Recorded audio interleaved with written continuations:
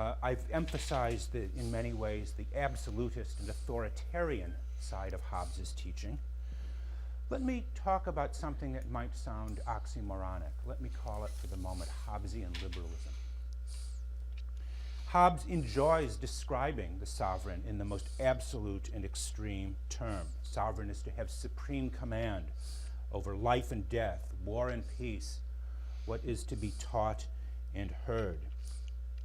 And yet, in many ways, the Hobbesian sovereign aims to allow for ample room for individual liberty.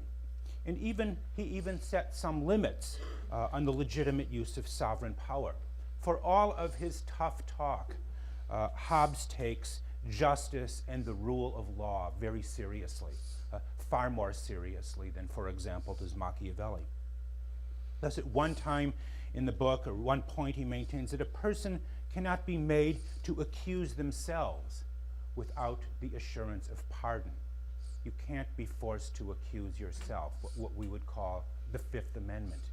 You cannot be forced to accuse yourself. Similarly, he says a wife or a parent cannot be coerced to accuse a loved one.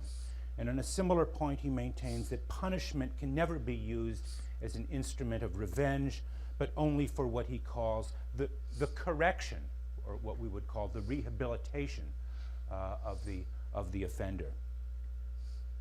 Add to the above Hobbes's repeated insistence that law serve as an instrument for achieving social equality.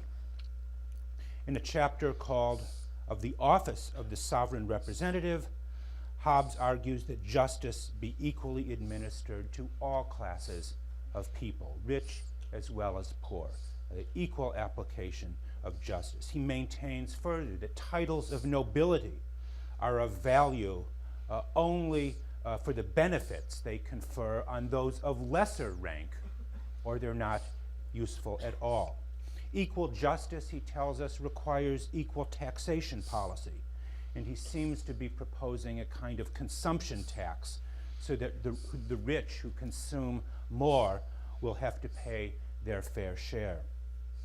And he argues that indigent citizens who are unable to provide for themselves should not be forced to rely simply upon the private charity of individuals, but should be maintained at public expense. He seems in this way to anticipate what we might think of as the modern welfare state, that public assistance be provided and the poor not simply depend on the private goodwill of their others.